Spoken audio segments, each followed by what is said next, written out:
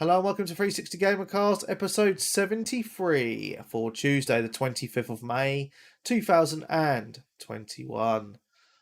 I'm your host, Mark Webb, Gamertag, PSMD, Steam ID, Webby, 360G. And joining me on this fine evening is... Good evening, Cinema Dan. Hello everyone, it's Switch. I thought I'd muted then, but I didn't, sorry. Do you want to do that again, or are we good? No, it's fine. It's the kind of shit Pete's with Paul, but he's stuck in the fucking chat watching and listening to us. He is, yeah, after being moaned at, because in the last Patreon show he was very noisy with his controller. Yeah, button mashing FIFA or something. Oh, I don't think my mic actually picks it up, no, because it has I've software running that silences any other noise apart from my sexy voice. Did it silence that? No, it didn't. Yeah, so apologies to everyone who's listening, to all the patrons. I do have a man flu at the moment, and that is the perils of having children who go to childcare and bring back all the horrible germs from the other children. So I'm always getting bloody colds, even though I'm living a much healthier lifestyle. I'm doing my ring fits, I'm walking, I'm on the Huel, I'm drinking more water, I'm trying to, live a much healthier life, and I'm still getting these freaking colds off the children, so I think it's bollocks. There is no remedy for colds. There's no way to stop them from coming. There is. Just don't have children. Well, yeah, I mean... I should have thought about that before I had my vasectomy, but there we go. Mate, I hadn't had a cold for, I don't know, over nearly 2 years, I guess. I don't know how long it's been. So, You're lucky. Don't know. I forgot what a cold's like. It's great. I wake up, no block channels, no sniffles. Yeah. The occasional sneeze because of, obviously, allergens this time of year. But yeah, it's all good. I don't know what you're moaning about. I mean, if I didn't have kids, I'd be living the life. No colds. Yeah, no colds. I'd have way more money. Much Jack more Daniels, gaming time. Oh. Dominoes.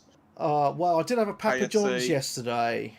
Very good. So I was saying I'd be living the healthy life. I did cheat and have a Papa John's yesterday, only because it was Bitcoin day and they were giving away £10 worth of Bitcoin with every pizza order. I got that offer. I haven't used it yet. I'm waiting for it to crash out a bit more. And that's the only money I will spend on that fucking Ponzi scheme. Well, I've made money on Bitcoin, so and other cryptocurrencies. We've got a cryptocurrency chat in the Discord if anyone wishes to join and have a chat and get some hints and tips and stuff. Hints and tips. It's always a little bit of fun. Yeah, man. Yeah. It's like betting on the Grand National. It's exactly great. that. It's great. So, yeah, so we get into the news. There's been a little bit of news this week. Ooh, go on. Yes. Okay. Cue the news music. I still haven't heard this news music.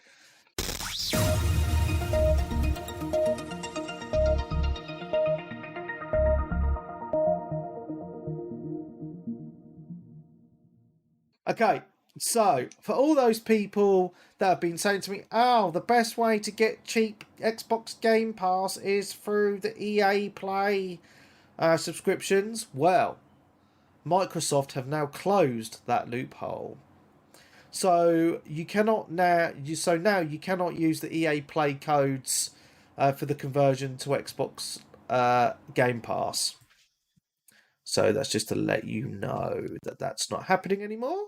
How did that work previously? So I'm not familiar with this because obviously basically, the way it worked before is because obviously you now get EA Play as part of Xbox Game Pass. So what they were doing was, so what people were doing was you'd buy a year's worth of EA Play, which is £20, and you pump that code in, and it would give you 3 months worth of Xbox Game Pass Ultimate. Okay. So obviously now they've closed that loophole. Okay. Because you've got the likes of CD keys and stuff that sell the codes. Gotcha. Lots of people doing just buying the codes and pumping them in. So, yeah. That loophole has been closed, people. So, there's only one other way of doing it, which I will not share on the show. But if you want to know, I will happily let you know. It involves a VPN and moving to Brazil for the day. But there we go. Yeah. Dear cool. Right. There's been a little bit of a little bit of news from a Days Gone actor this week, and it caused a little bit of conversation on the social media. A Days Gone actor has suggested that some reviewers didn't finish the game or rushed through it to write their reviews. Now, it's an interesting one because when Days Gone originally came out, it got panned. And it got panned because a lot of reviewers didn't like the story and because it did have had some bugs in the game, etc. But those bugs got patched out further on down the line. I actually think it's a decent game, and I haven't actually finished it.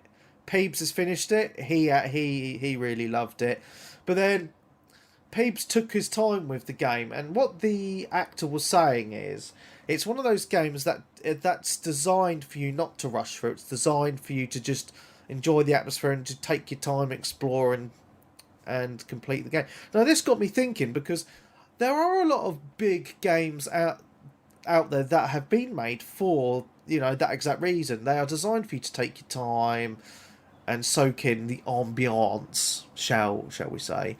Now, I do feel sorry for these reviewers very slightly, only slightly, because they've got deadlines to meet. You know, they've got to pump their reviews out by a certain time, etc. So you can see that a lot of reviewers would probably either not finish the game or rush through it, because you think, like, some games are like 50 to 100 hours long these days. You really expect people to be playing to put that many hours into games for reviews? I don't see it happening, and this is one reason why I don't trust a lot of the so-called professional review sites.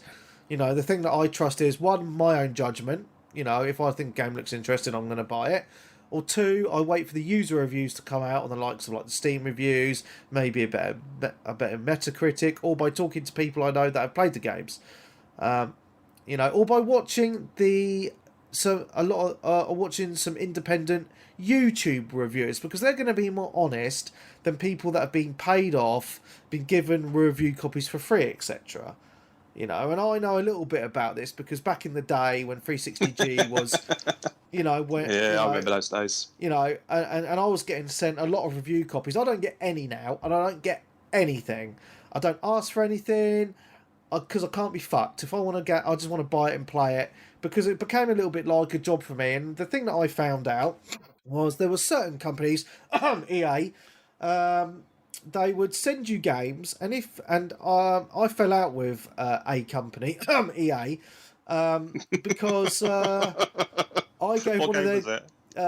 was it? I can't remember what fucking game it was. It was so long ago.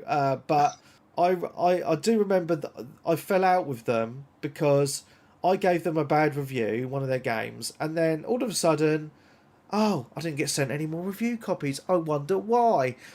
You know, and it's one of those things. When you're a small independent person and you're getting review copies, you know, there is that kind of that in your mind.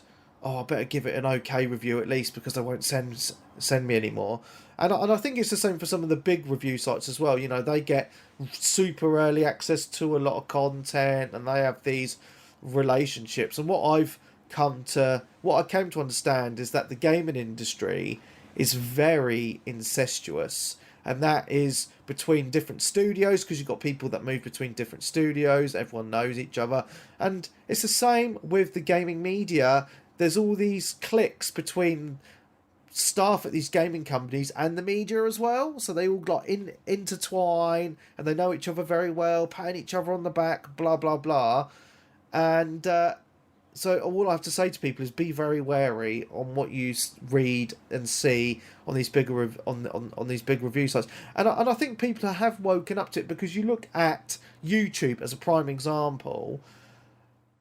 You look at reviews come up from some of the independents. They have more views than the likes of IGN. You know, and it's crazy to see. Like, a lot of these independent reviewers have like double the amount of views of the IGN reviews of the same video. It's crazy. So I'm glad that people have woken up to it. I really am, and I'm quite glad that this Days Gone actor has spoken out about it as well. I haven't played Days Gone, so I can't comment. Lol. No. Well, I picked it up on the PC, and I played a little bit of it on the PC as well. So I'll talk about that a bit later. It was PlayStation Plus, wasn't it? So I do have it to play at some point.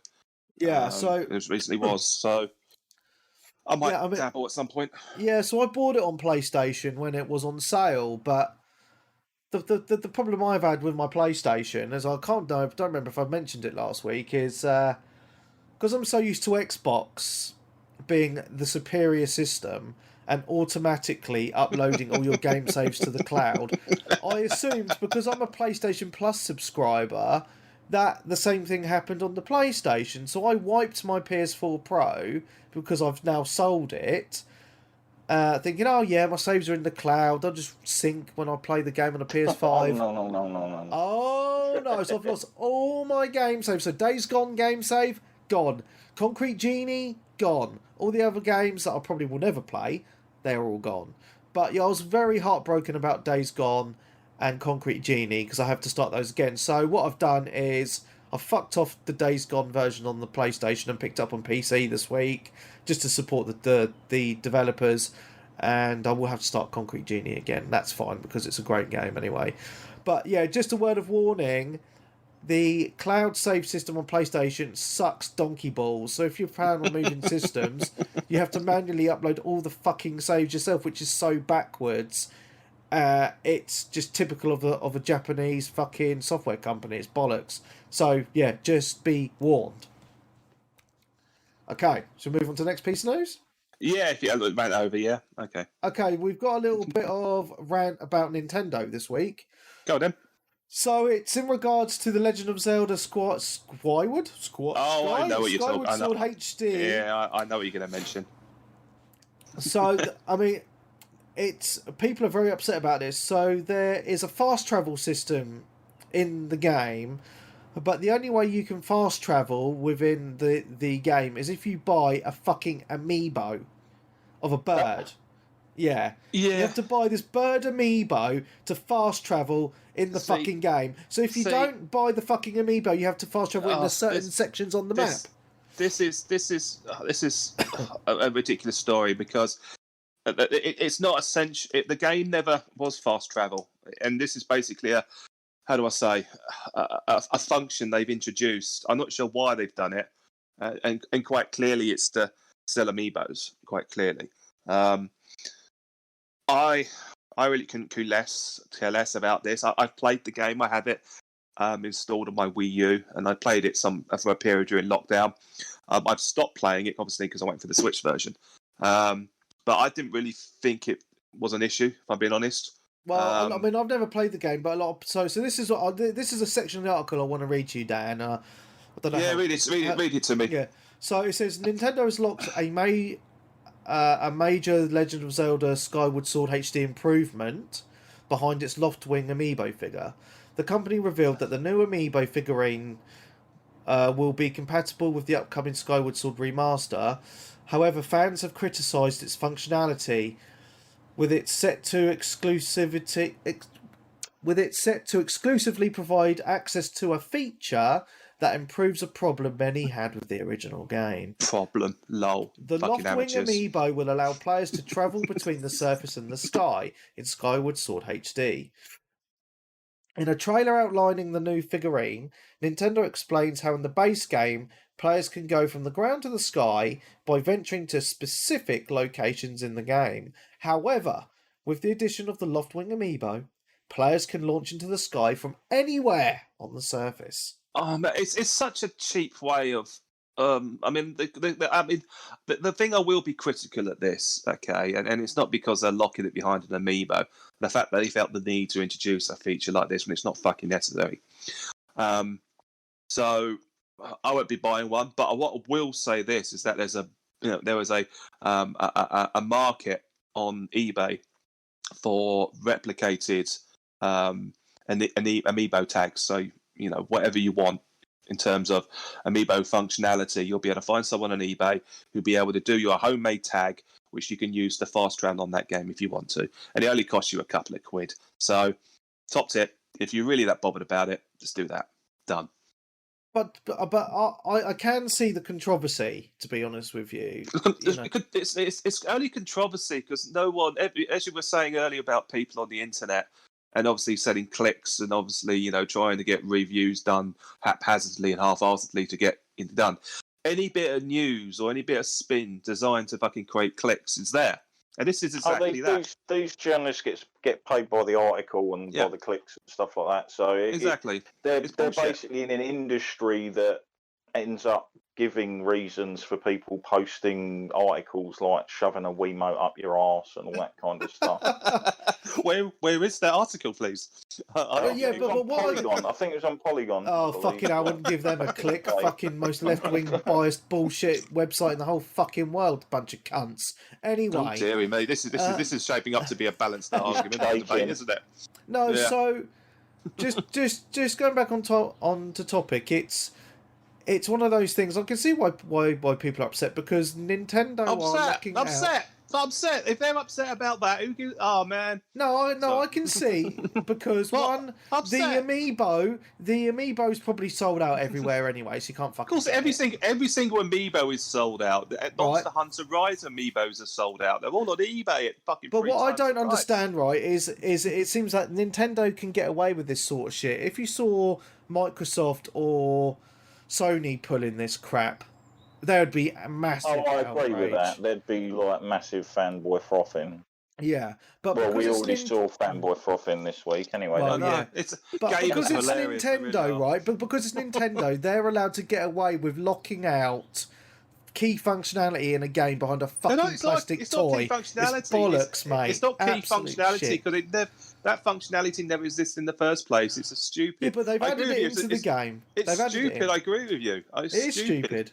Yeah, but I just don't. Even if you do want it, go on eBay and buy a fake fucking token. Why should I have to buy something to be able to fucking fast travel? Just give it to me. It's like EA or Ubisoft making me pay for fucking DLC to do it. The thing is, I don't want it because it was never there in the first place. If you want to buy a bloody cheat code in order to, why should we have to buy cheat codes? I long for the good old days where we could put in cheat codes on the controller. Do you remember that? Those were the days. For your big head modes now.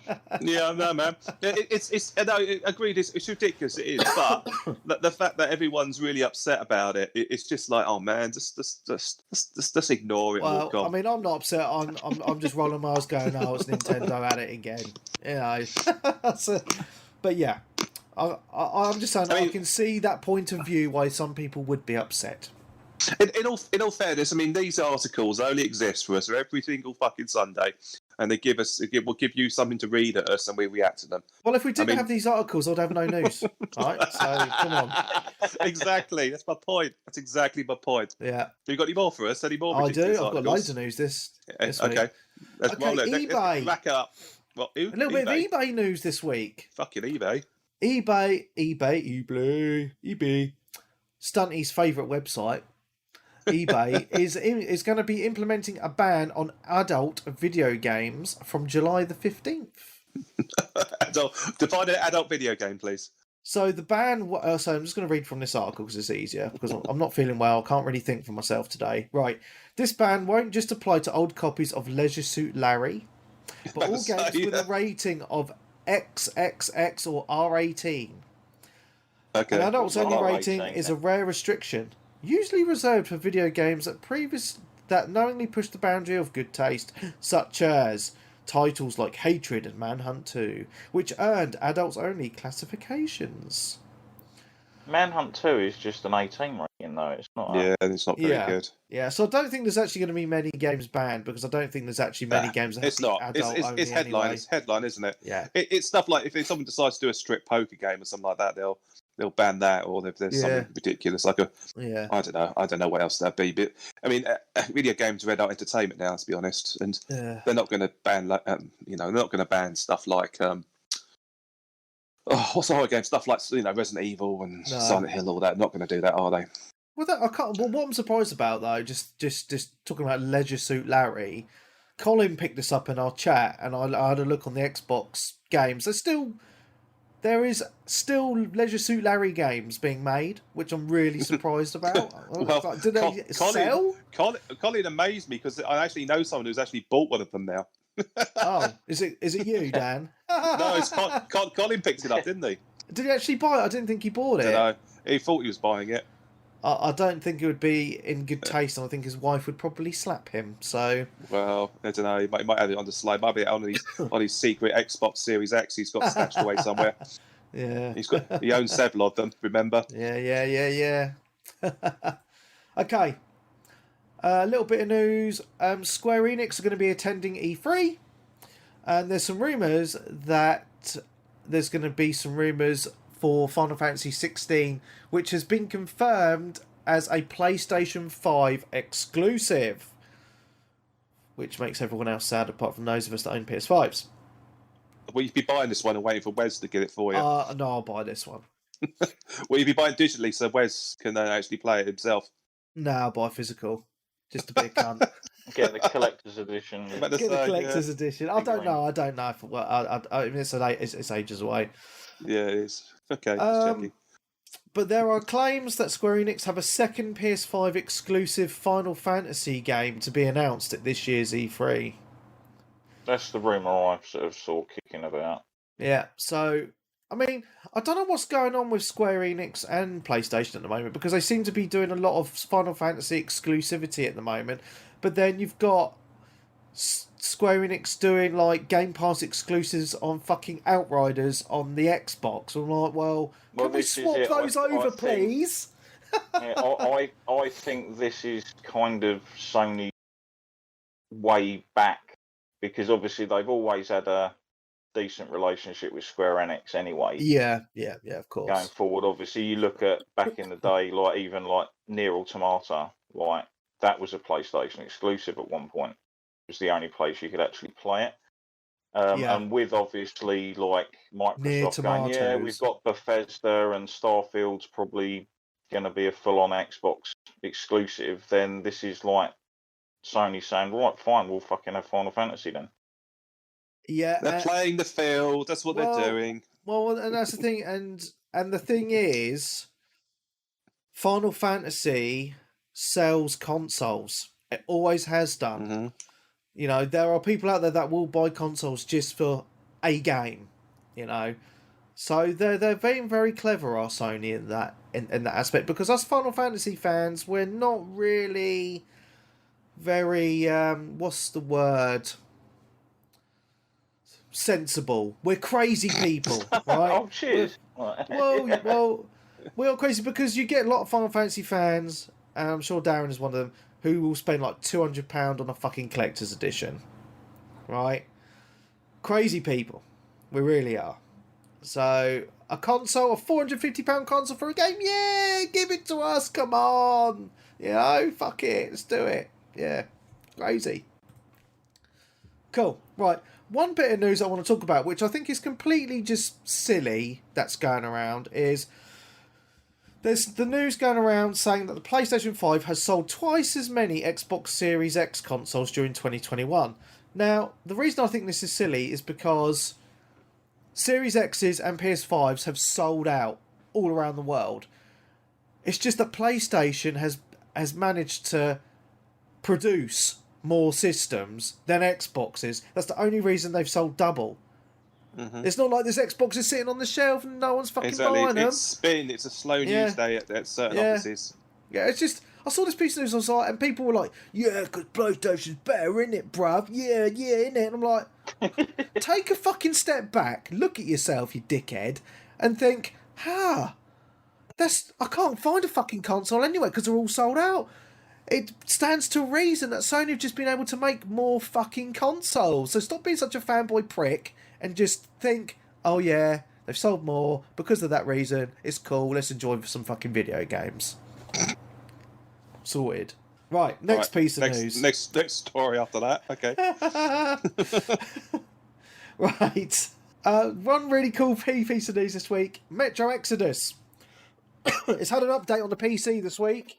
So it's already had an update to add the DLSS and the ray tracing, which looks super awesome. But it's had another update, which is the first PC game to fully utilise the PS5 DualSense controller. So it has all the sensual features of the controller in full use on the game. And the reason that it has it on the PC is because there's an upcoming update for the PS5 version, which is going to be doing the exact same thing, which is cool. Hi Byron just mentions in the Twitch chat, he says, bro, I'm at the point of drawing the line with Square Enix. They're part of the reason I switched to Xbox from PS3. They gave me security, saying they're multi-platform. Now tail end of the last gen, they're like, fuck off Xbox Final Fantasy fans. And he has a point, because you look at Game Pass, it's got Final Fantasy 7, 8, 9, 10, 10, 2, and 12. Right? Has all the old classic This Final is only Fantasies going to on be there. a couple of games, so it's not going to be the whole Square Enix catalogue. They can't afford to do that. No, but it's like, you've got the core Final Fantasy audience, right, who are like, oh, yeah, man. Because we had Final Fantasy 15 on Xbox as well, right? And there was like 16 PlayStation exclusive.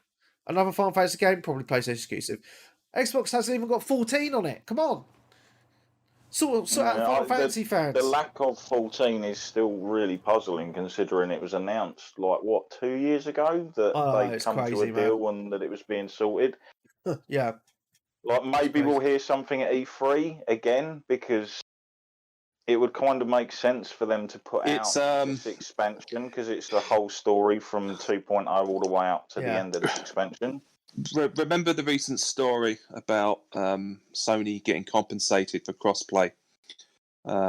So if you were to introduce Final Fantasy 14 to another console, it's not crossplay with PC anyway. Yeah, I know, but at the same time, what's the what's Sony's stipulations?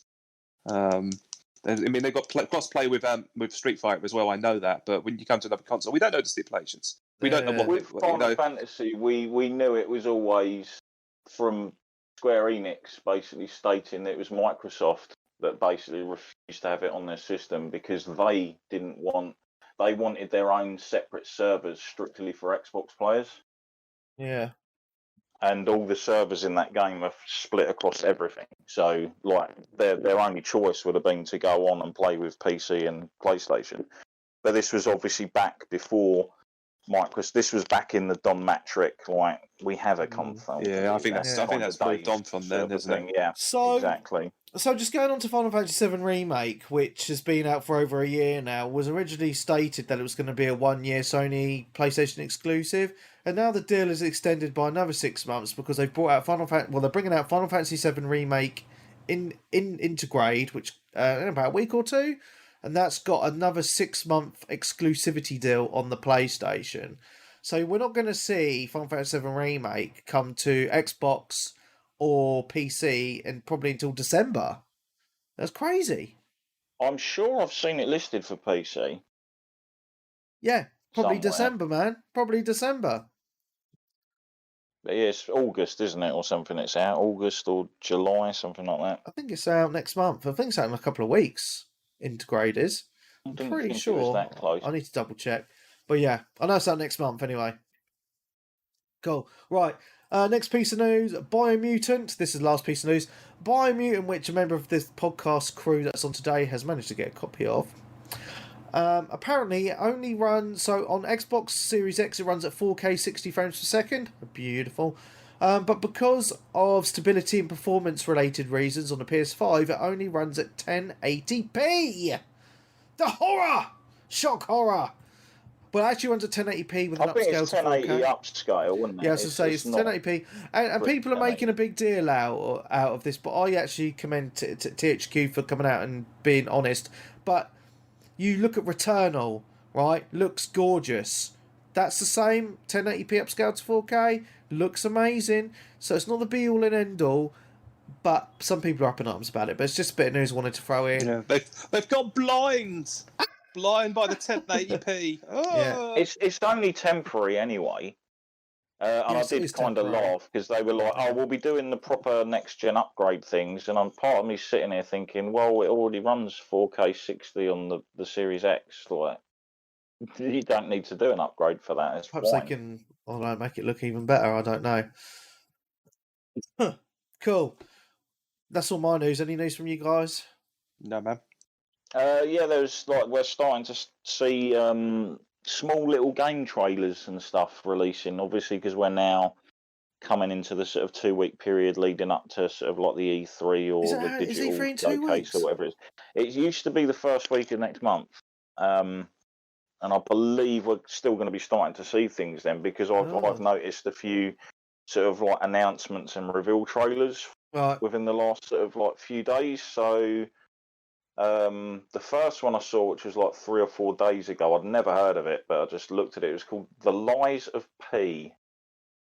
The Lives of P? The Lies of P. Lies of P.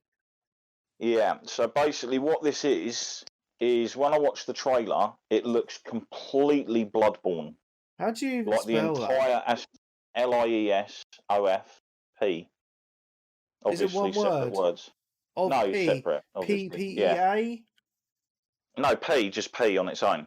Oh. So basically, this is a weird, messed up, gothic retelling of Pinocchio. Oh, okay. But it looks like he's kind of been made out of like other people's harvested body parts and other weird, twisted stuff. Nice. But it looked interesting, and is there a release date for this?